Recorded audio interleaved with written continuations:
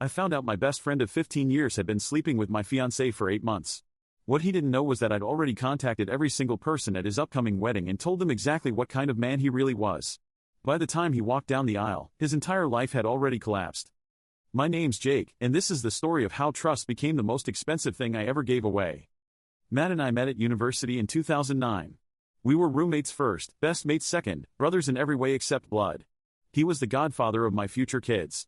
I was his best man twice, yes, twice, long story. We did everything together. Holidays, birthdays, nights out, everything. In 2022, I met Sophie at a work event. She was brilliant, smart, funny, beautiful, and most importantly, she made me genuinely happy. Within a year, I proposed. She said yes. The wedding was scheduled for June 2024. Matt was going to be my best man. Again. Everything was perfect. Then, in late August 2023, I found a message on Sophie's iPad that she'd left at home. It was from Matt. Last night was incredible. When can I see you again? I read it 3 times. Then I read the thread above it. 8 months of messages. Lunch dates that weren't lunch dates. Hotel bookings. Conversations about how guilty he felt but couldn't stop. Pictures I didn't need to see. The pain was indescribable. But worse than the pain was the calculation. They'd been doing this for 8 months. That meant he'd been cheating with my fiancée while attending my stag do. While helping me plan the wedding. While pretending to be my best mate. I didn't confront them immediately.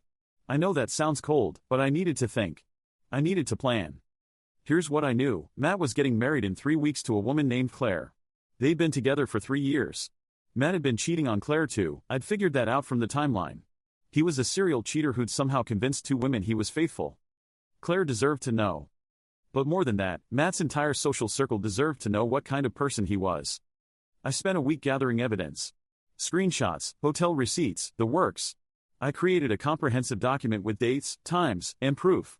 Then I did something that would change everything. I found Claire's email address and sent her everything. Not anonymously, from my own email address. I wrote, I found out Matt has been cheating on you for months. With my fiancée. I'm telling you because you deserve to know before you marry him.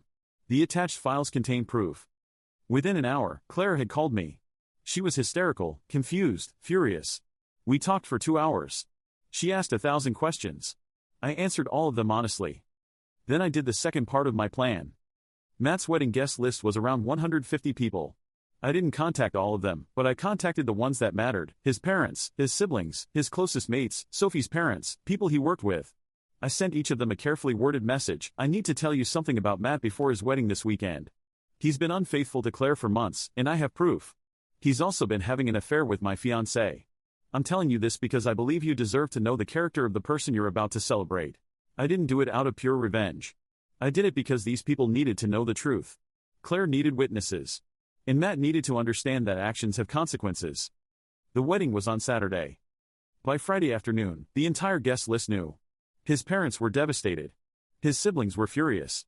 His mates were disgusted. Claire had already left him, taken her stuff, and filed for divorce proceedings. Matt tried to cancel the wedding, but it was too late. The venue wouldn't refund him. His family insisted he go through with it anyway, show up, face the music, let people see him for what he was. So he did. He showed up to his own wedding to a woman who no longer wanted to marry him. His family was there, but they wouldn't speak to him. His mates were there, but they wouldn't make eye contact. His bride walked out halfway through the ceremony when she finally got the full story from his sister. It was, by all accounts, a complete disaster. I didn't attend. I couldn't stomach it. Instead, I was at home, dealing with my own disaster. Sophie had initially tried to play victim, claiming Matt had pursued her relentlessly and she'd been weak. That lasted until her parents got involved and she admitted she'd initiated it. She pursued Matt because she was curious and bored. 7 years of relationship. 2 years of engagement. And she was bored. Sophie moved out that weekend. I filed for the cancellation of the wedding and the wedding insurance covered most of the costs, thankfully. My mates were incredible. They showed up, helped me pack her stuff, and made sure I wasn't alone. Matt tried to contact me. Dozens of times. Apologetic texts, voicemails, emails. He showed up at my workplace.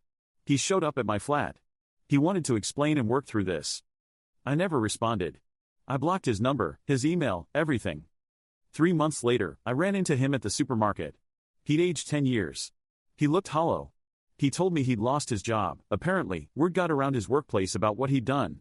His family had cut him off. He was living in a bedsit in Coventry and working part-time at a call center. I didn't feel satisfaction. I felt nothing. He was the ghost of a person I used to know.